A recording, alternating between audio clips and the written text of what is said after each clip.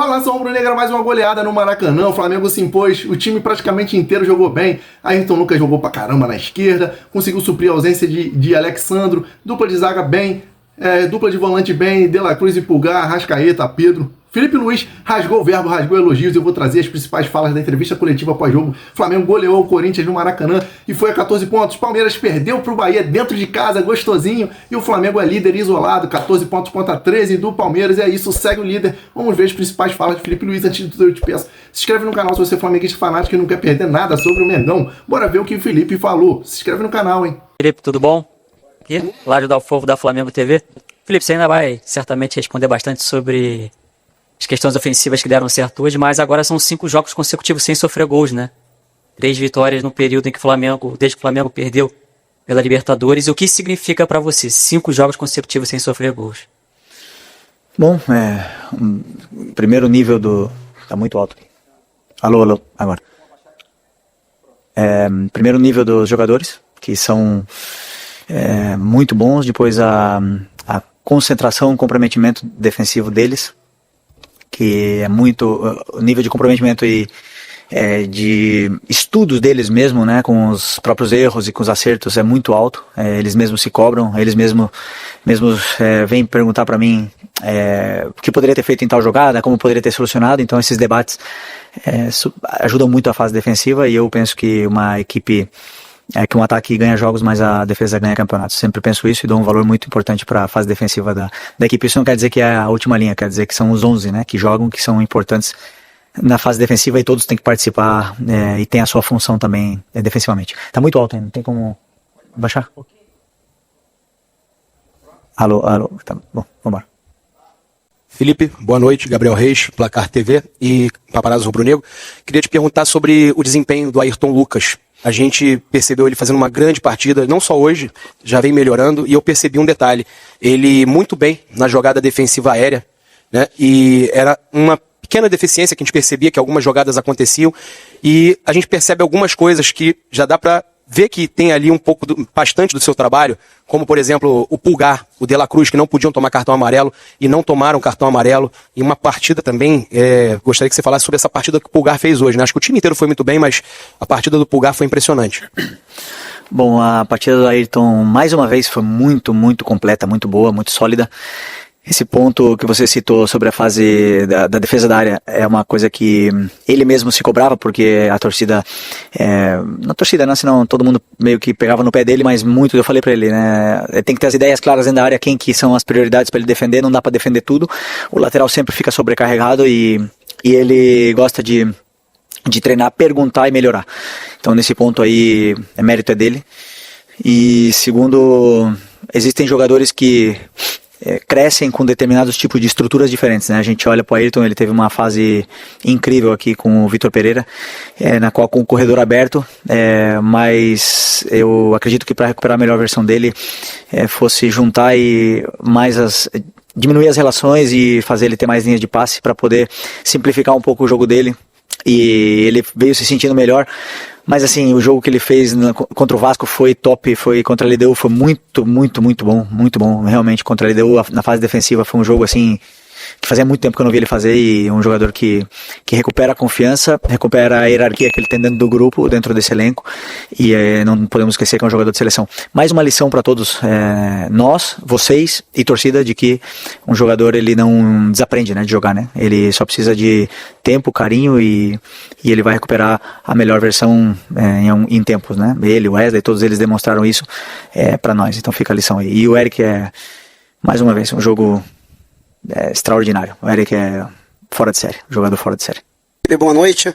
E Mauro Santana, do canal Mauro Santana, e até sobre essa questão que o jogador não desaprende, né?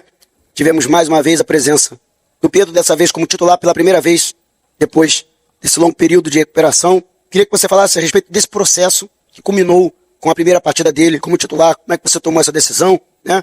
E, lógico, o impacto dele, que já está brigando pela artilharia do Campeonato Brasileiro em tão pouco tempo, que ele retorna depois de um longo período de inatividade, quando se esperava até mais dificuldade dele para tentar encontrar ritmo, né, a calibrar a pontaria, mas parece que passou 7 meses, né, desse intervalo que ele volta a jogar futebol.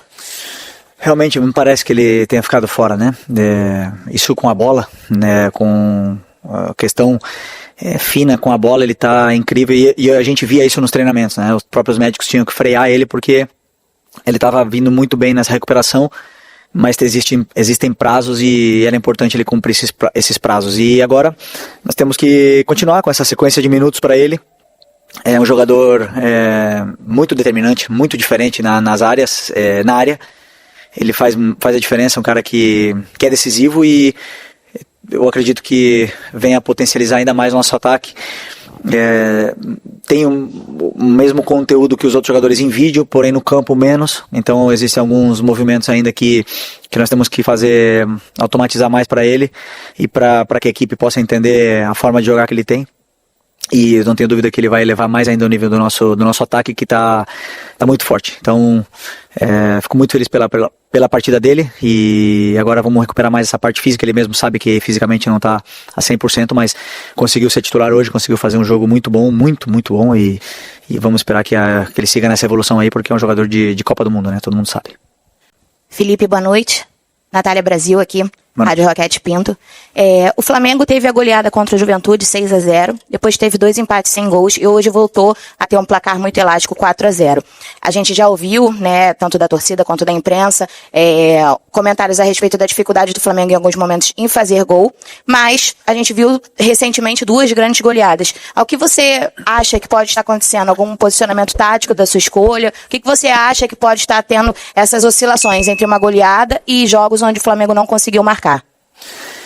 Bom, primeiro, se você olhar a tabela da Europa, nem o Barcelona nem o Paris fazem gol todos os jogos, e muitas vezes eles também perdem gols, e daí a gente olha, de repente eles fazem 4, fazem 5. Não vamos fazer gol todos os jogos, isso é uma coisa evidente. O problema é que aqui no Flamengo, eu conheço bem esse clube, já estou aqui há 6 anos, quando não se conseguem as coisas, ou quando, por exemplo, empatamos o jogo contra o Vasco, não fizemos gols, criamos várias chances, não fizemos o gol. Então, a torcida, ou então o pessoal aí, os analistas de YouTube, de Twitter, temos que achar um culpado. Então a gente começa a analisar, eles começam a analisar, ver quem é o culpado. Então, o culpado é que o Gerson tá jogando no ataque, o culpado é o Bruno Henrique no ataque, ou o Michael. Não, o Michael não pode jogar mais. E fazem a cruz nos jogadores e começam a decidir pelo torcedor. E o torcedor consome isso. E o que eu quero aqui pedir pro torcedor, não gosto de dar recados, é que não consumam o que eles falam. Eu também analiso minha equipe, eu também sei o que a gente pode melhorar. E quando não se faz gol, os jogadores são os primeiros que pedem mais finalização. Os jogadores são os primeiros que sabem que tem que melhorar, sabem que tem que chegar na área e ser mais frio e criar automatismos e mecanismos para poder fazer gols. Mas esse time aqui já deu muitas alegrias e é o time mais goleador do Brasil em 2025.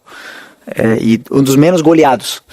Então, eu sei o que eu estou fazendo, eu acredito muito na minha ideia, no que é a minha ideia de jogo, sei o caminho que traço para chegar até o gol do adversário, dou o plano para eles, e tem dias que eles vão fazer gols. Tem dias que vai chutar 2 e vão fazer 2 e vai ficar 2-0. E tem dias que vão chutar 20 e infelizmente a bola não vai entrar. Isso acontece porque o adversário também joga. Se o orçamento, né, fosse solução, a gente entrasse com 15 em campo, mas não é assim, entra com 11, muito bons, entramos com os melhores 11 da América no campo, mas o adversário também joga, também tem suas armas, também sabe anular, senão o único time seria campeão todos os anos, e o futebol é tão complexo por causa disso. Então, o mesmo torcedor que me pede, ou mesmo jornalista que me pede para botar o Gerson de volante, é o que me pede para botar o Nico de meia. Então, deixa comigo. Felipe, Raíza Simplício da Gol Brasil e da revista Placar.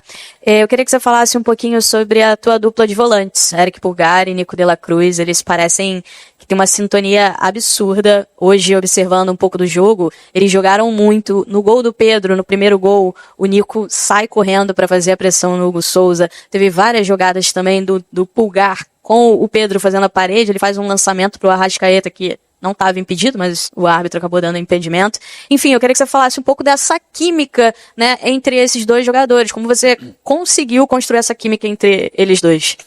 Bom, primeiro que o meu modelo pede muito, né, ou exige muito, ou os volantes são o verdadeiro coração para mim do time, e muito do que acontece no campo depende deles. Então,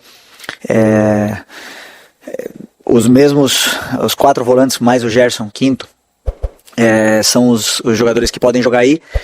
E todos eles têm tido muito bom desempenho. Por exemplo, para mim o Everton Araújo foi muito bem contra a LDU, o Alan foi muito bem contra o Juventude, entrou muito bem contra o Vasco.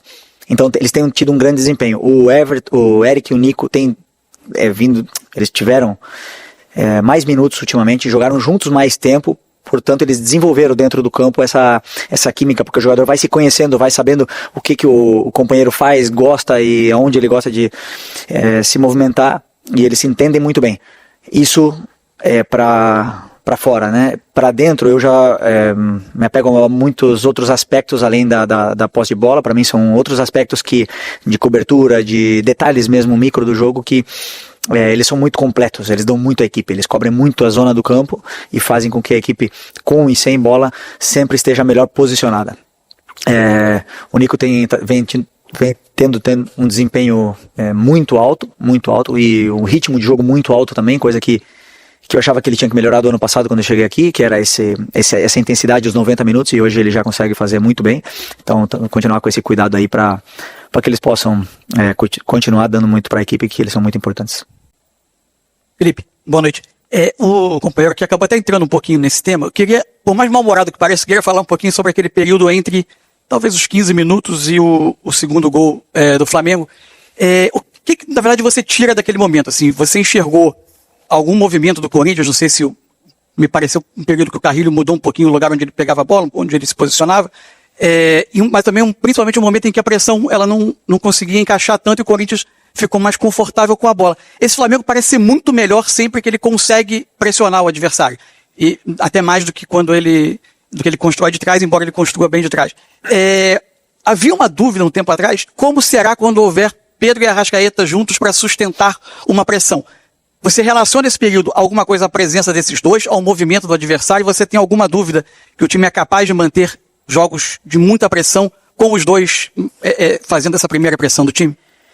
Bom, não é a mesma coisa jogar com Pedro e Arrascaeta que com Bruno Henrique Plata e Michael, que são jogadores extremamente pressionantes, né? Então isso, muitas das vezes, mesmo sem encaixar a pressão, jogadores pressionantes fazem e forçam o erro do adversário, porque eles não dão tempo para o adversário pensar e criar o jogo, ou se posicionar, né? Então a característica do jogador, ele tem uma influência, mas sobre esses minutos que você falou, foi uma mudança para mim desde o banco. Eu não assisti ainda o jogo, mas para mim foi uma mudança tática.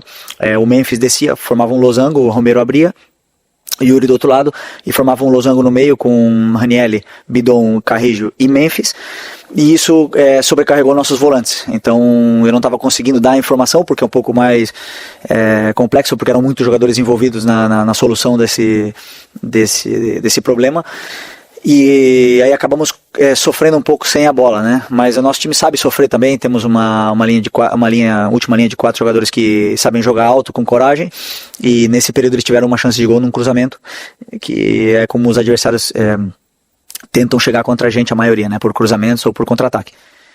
Então é basicamente isso. Esse foi esse período aí curto que a gente conseguiu ajustar esse encaixe nesse losango do Corinthians, e aí já dificultaram novamente para poder jogar.